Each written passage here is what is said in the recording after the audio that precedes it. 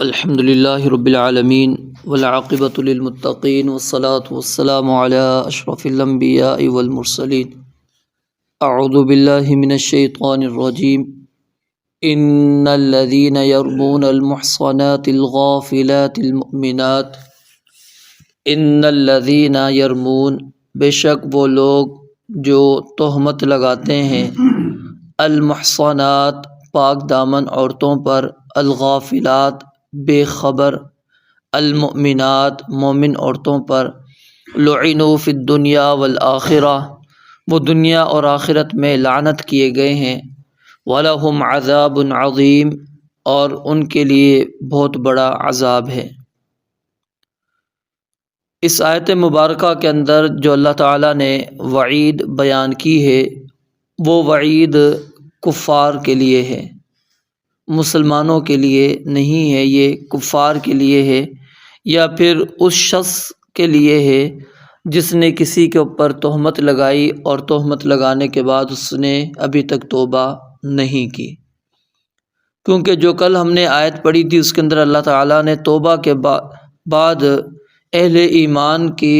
جو نیکیاں تھی پہلی والی اس کو ضائع نہیں کیا تھا، اس کو برقرار رکھا، کیونکہ انہوں نے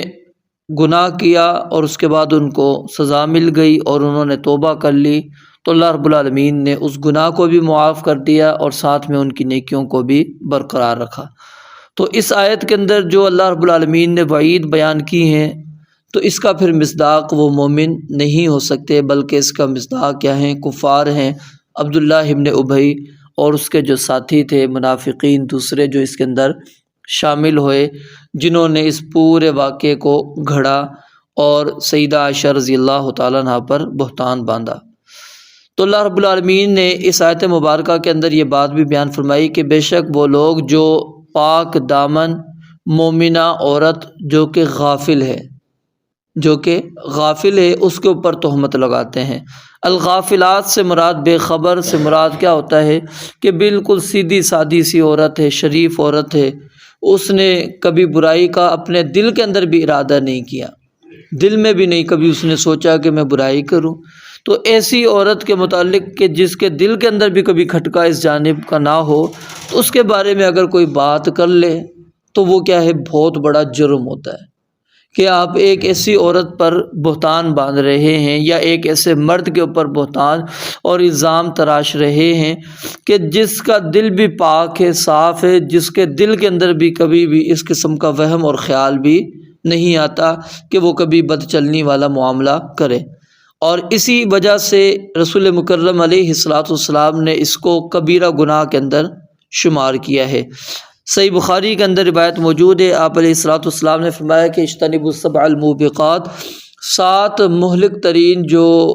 گناہ ہیں ان سے اپنے آپ کو بچا لو، جو انسان کو ہلاک کر دیں گے ان سے اپنے آپ کو بچا لو۔ ان میں سے ایک نبی علیہ الصلاۃ والسلام نے فرمایا وقذف المحصنات المؤمنات الغافلات، کہ پاک دامن مومنہ اور غافلہ عورت کے اوپر تہمت لگانا، اس کے اوپر بہتان گھڑنا، یہ بھی کبیرہ گناہ ہے۔ یعنی اگر کوئی کسی کے اوپر لگاتا ہے تو پھر اس کو توبہ کرنی پڑے گی۔ تو یہ جب عموم اس کو رکھیں، ہم عام رکھیں، تو عام عورت کے اوپر بہتان باندھنے کی سزا کیا ہے؟ دنیا میں بھی بندے کے اوپر لعنت اور آخرت میں بھی لعنت اور بہت بڑا عذاب۔ اور خاص طور پہ جب سیدہ عائشہ رضی اللہ تعالیٰ عنہا پر کوئی بہتان باندھے تو پھر اس کی سزا کتنی بڑی ہو سکتی ہے، جو کہ نبی علیہ الصلاۃ والسلام کی بیوی ہیں۔ آپ علیہ الصلاۃ والسلام کو ان کی وجہ سے ایذا اور تکلیف پہنچتی ہے کہ اتنی بڑی بات ان کے اوپر کرے تو اس کے لیے کیا سزا ہے۔ اور اب بھی اگر کوئی شخص قرآن کریم کی اتنی واضح آیات نازل ہونے کے باوجود اللہ تعالیٰ نے ان کی پاک دامنی کو ثابت کر دیا، پاک دامنی کو بیان کر دیا، لیکن اب بھی کوئی شخص سیدہ عائشہ رضی اللہ تعالیٰ عنہا پر تہمت لگانے سے باز نہیں آتا، تو اب وہ صرف مجرم نہیں ہوگا بلکہ وہ کافر ہوگا۔ کافر کیوں ہوگا؟ کیونکہ اس نے قرآن کریم کی ان آیات کا انکار کر دیا ہے، اور قرآن مجید کی ایک آیت کا انکار کرنا یہ کفر کے اندر انسان کو لے جاتا ہے۔ تو گویا کہ وہ صرف سیدہ عائشہ رضی اللہ تعالیٰ عنہ پر بہتان نہیں باندھ رہا،